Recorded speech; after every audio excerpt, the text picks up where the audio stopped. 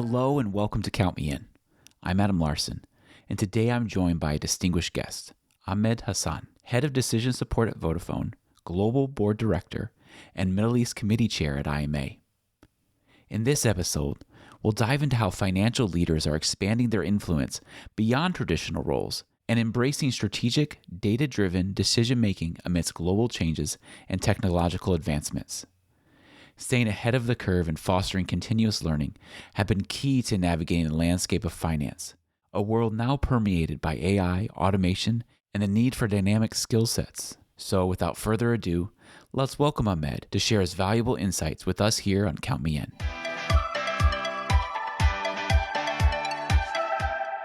Ahmed, thank you so much for coming on the podcast. We're really excited to have you today talking about FP&A and the roles in your experience. And to start off, I thought we could start with, how has the role of financial leadership evolved as you look over the past decades? And what are the driving forces behind those changes in the financial leadership? So thank you, Adam. First of all, thank you actually for having me today. I'm very looking forward for a very engaging and exciting discussion. So thank you for that. Thank you for the question to start with. This is a very in-time question. So as the finance roles are evolving, and actually it's not only on the last decade. So I think finance roles are evolving since almost 20 years as we speak. So it's an undergoing significant changes that is taking place in the finance role as we speak. This is turning the finance function from the one responsible for financial reporting and forecasting and the normal finance roles that used to be, to the one co-driving organizations to achieve their goals and targets.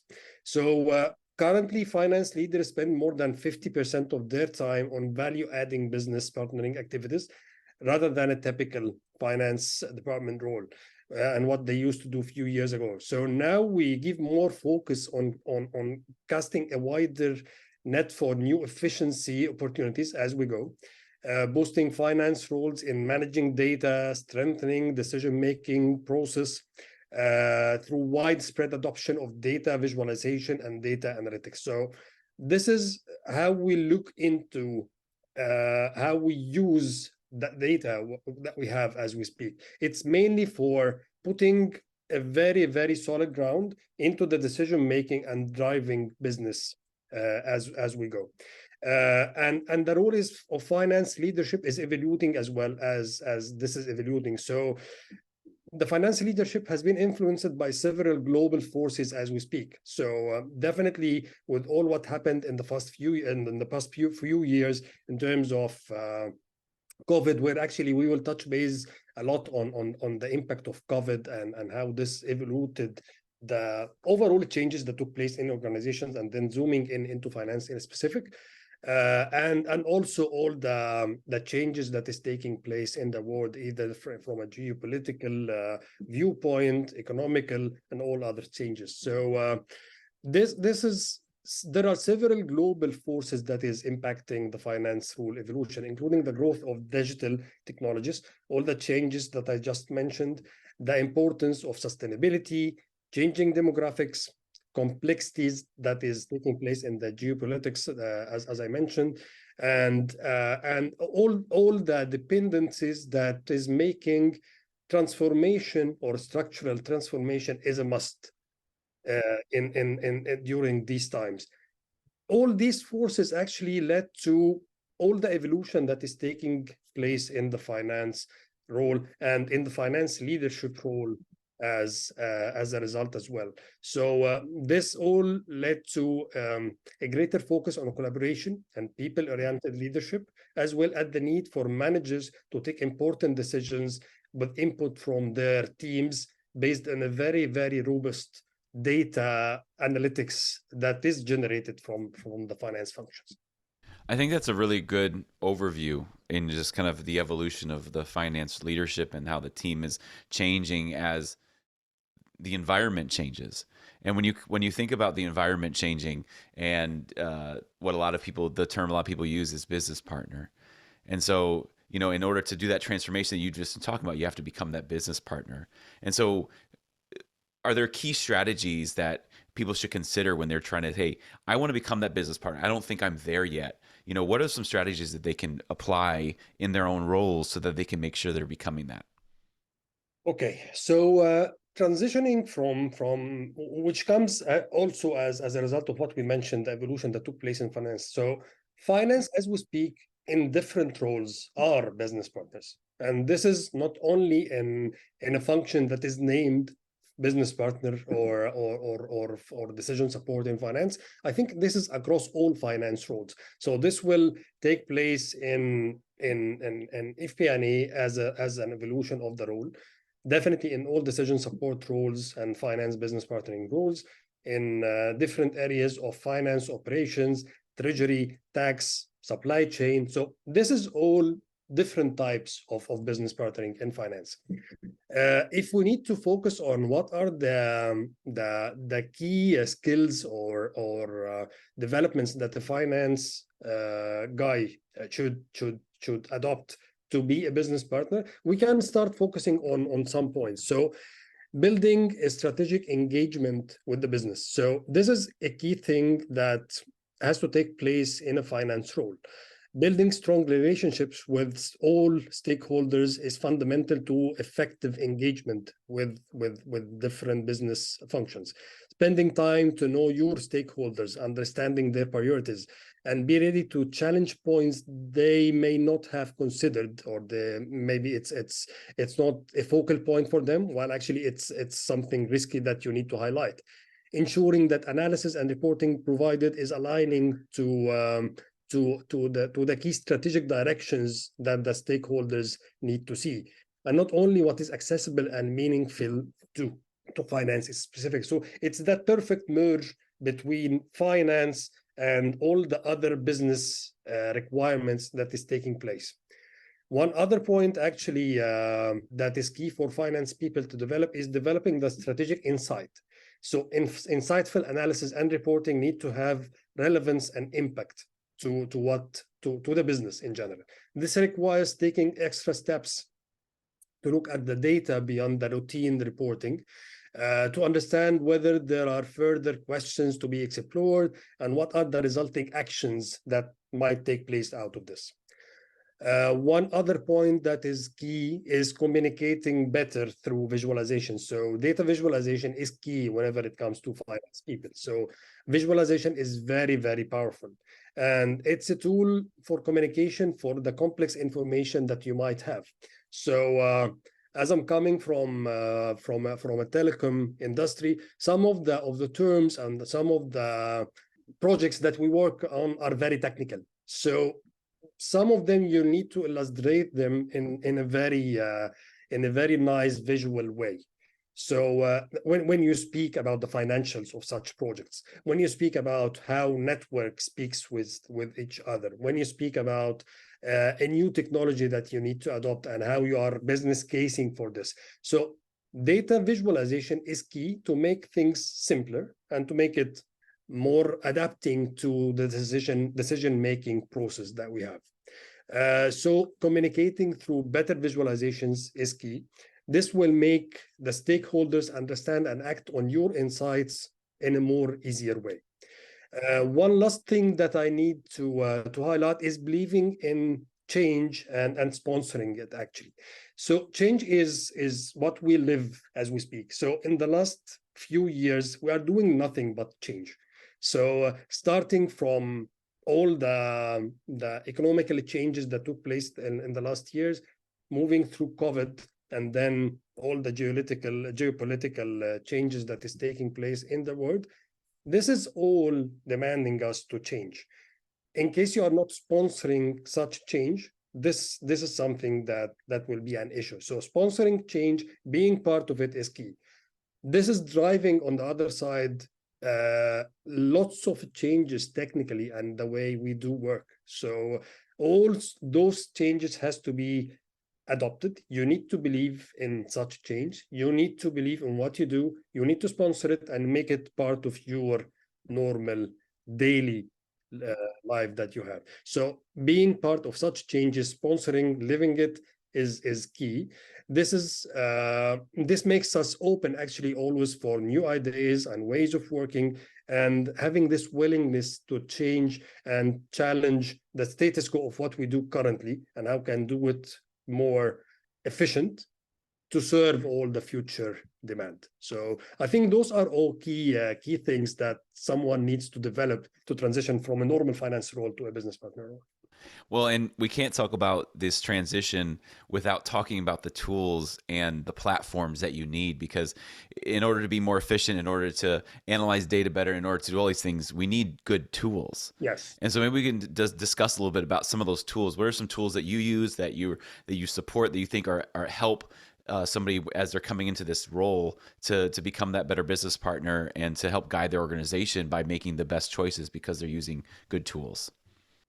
Sure. So I'll touch base on some of the points that someone as a business partner need to adopt in order to have to use it as tools for effective business partnering. So I'll start with some key competencies actually that finance professional should adopt to make this happen. So it may be start with helping prevent poor operational decisions and to get rid of all the routinic work that someone do.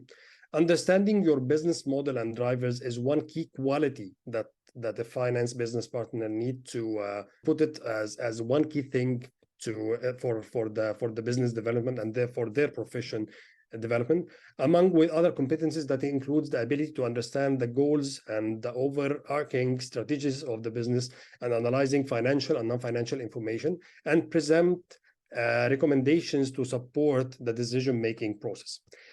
Additionally, business leaders seek active partnership and collaboration from finance professionals who can grasp the larger goals of the business and translate it and put it into the financial view that needs to be very clear to the business and to the executives and top management of a business. So all this is key in order to key tools actually for finance people to help in the decision making and to be very efficient and very value adding in their roles. This will make finance as a role be a kind of a champion on the enterprise level, and championing the transformation itself is key in this.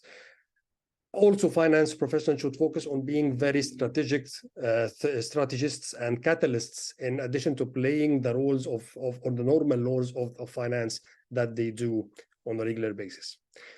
Some other tools that helps them actually put this into action is the ability to understand the goals and strategies of the business. Definitely the analytical skills to analyzing finance and non-finance information, ability to present recommendations to support decision-making, active partnership with all business functions and business leaders. Those are all key tools for finance people actually to be a very, very successful business partners. Yeah, those are great tools, because it as you're evolving and as you're growing, you have to upskill, you have to learn different things as you're going along, and it's very important. And we can't talk about any of these things, about technology, about tools, without having to mention automation, AI, technology, how things are rapidly changing. And so as the role has been changing, you've been outlining very clearly how the finance function role has been evolving and changing, and how you need to grow. But when it comes to things like the challenges, you have challenges of forecasting with the completely changing as we're going along. What are some benefits as you're incorporating this new technology into things like forecasting and planning and automation, and we're looking into the future of finance? What are the benefits and the challenges as we kind of slowly adopt this across the industry? Okay, so I think this will make finance people more insightful and value adding, and I'll tell you how this will transition them to put this on this ground. Let's go back a bit and look at how the evolution of Excel, which were very basic a few years ago, took place and changed it actually how finance people work. And I'm just taking this as a very simple example. Actually, lots of other capabilities has been developed to make finance job far easier. But I'll start with a very basic common thing. And actually how this helped finance people to analyze data in a better way, visualize it differently, and definitely do all this in a much faster way. This helped finance people to have more time in understanding the business, add more value into the decision making tree. Similarly, this is what automation is doing now. It's facilitating the role of finance to be faster and more insightful than ever. This will put some systematic and routine roles on stake, definitely, which is the norm of any technological evolution. I'm not speaking about the finance in specific. Look at any other industry, any other profession. Once you get automation into it, this definitely gets some other normal routinic jobs out of scope. This never created a burden on anyone, but on people that are not capable to upskill, as you mentioned. Upskilling is key in such a revolution. And it's someone's role actually to put upskilling people one key objective on everyone's agenda. This is to cope with all the changes. This is to make them on top of what's happening. This is evolution that we live, and again, not just in finance. As finance leaders, what we need to do is to adopt the change, lead it and drive it and put it into actions, putting all the efforts to upskill our people, to cater for all the future needs that is taking place. This is one key responsibility on our shoulders now, to make finance move from actually move as we go, because it's now already in the evolution that started a few years ago, but it's an ongoing thing that we need to keep very, very close eye on as we go. And I'll mention in here an article that I read in McKinsey that said that the responsibilities of finance leaders are broader and more diverse than ever as we speak, with the increased adoption of digital technologies and all the other disruptive tools that actually made our lives easier, being part of the norm that we live now. It was disruptive for a period, but just because it was new. As a normal thing that we face with all the change is not easy. So when such disruptive tools are in place, it's not easy to adopt, yet it becomes part of our norm as we speak. So by adopting all this, it's very key and pivotal role in for the success of the organization and strategic agendas for each organization. One other topic actually that I read in one article by PwC, that it's recommended for all finance functions to serve the ever-increasing demands placed on their resources by striking an appropriate balance of insights, compliance, control, and efficiency. All this actually is not coming but by adopting, upskilling your people and putting them always on top of what's happening and on the evolution and the technical evolution that is taking place worldwide. Yeah. It really is. It's taking place worldwide, and we're recording this the day after ChatGPT 4 just turned a year old, and so as we're talking about automation, you can't. In that conversation is also generative AI, and it's reshaping how we do our jobs daily. People are putting emails into generative AI. Hey, make this sound more empathetic. They're doing it on little ways, but as we look at the finance function and being better business partners and even financial leadership, how are AI tools and these platforms going to help enhance our decision making and drive better strategic initiatives? As you mentioned, AI is a tool, and as we agreed, tools are there to make our lives easier. Yeah. So it's not a tool to replace people. It will, by evolution again, get rid of some of roles, yet creating some more insightful roles.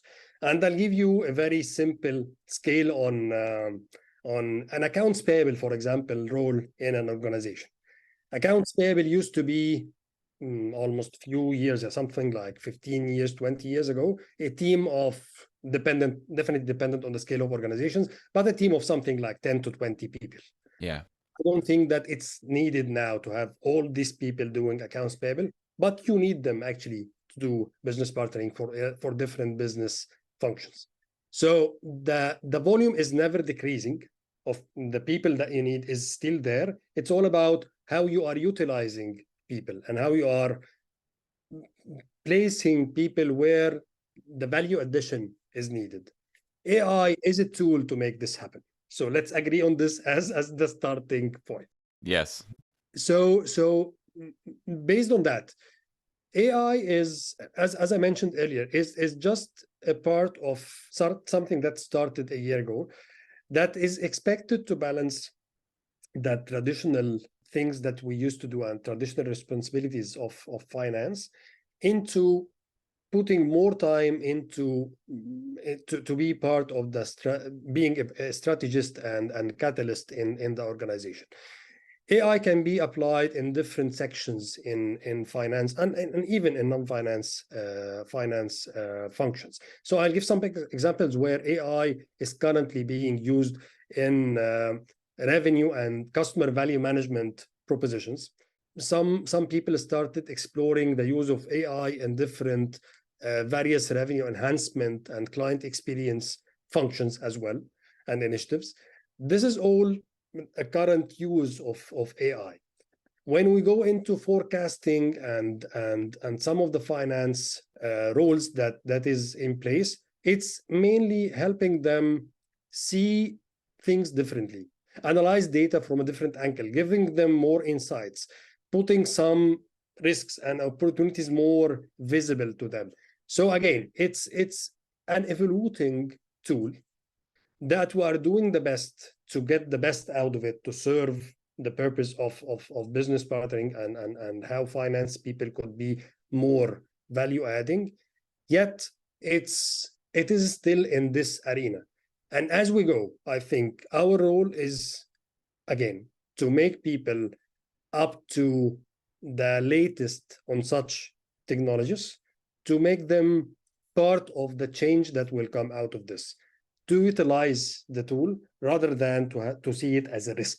And again, this is in my opinion, definitely, but it's still an evolving thing. We will see more as we go. It's just 1 year of generative AI, as you mentioned. So I believe there are lots of more excitement to see. Mm-hmm. Yeah, it's going to keep evolving, and maybe by the time we release this, and then soon after, there's going to be new things happening, new things coming out, and it's exciting to watch. And I think as professionals, we need to just keep an eye on it, making sure that we're testing it and looking at it in the right ways, so that way we can stay on top and stay ahead and kind of understand where our organizations are going, where the people under us are going. And so as we kind of wrap up this conversation, I think this has really been a really great discussion. I was thinking maybe you could share kind of a story or experience where the things that we've been talking about, the things that you've learned, and that type of decision making has really played a role in decisions that you've had to make and strategies that you've come up with.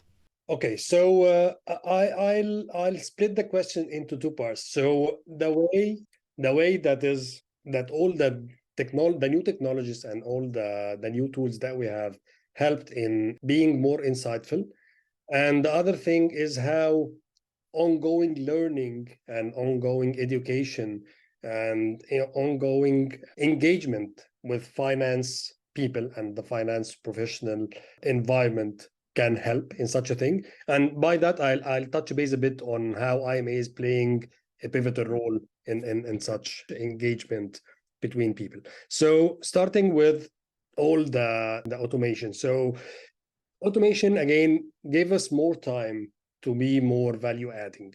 So I'll touch base on some things that we are still working on and we need to put as automated. And whenever you look at profitabilities and you look at what I mean by profitability, not the normal P&L, it's per product and per segment and per business line profitability.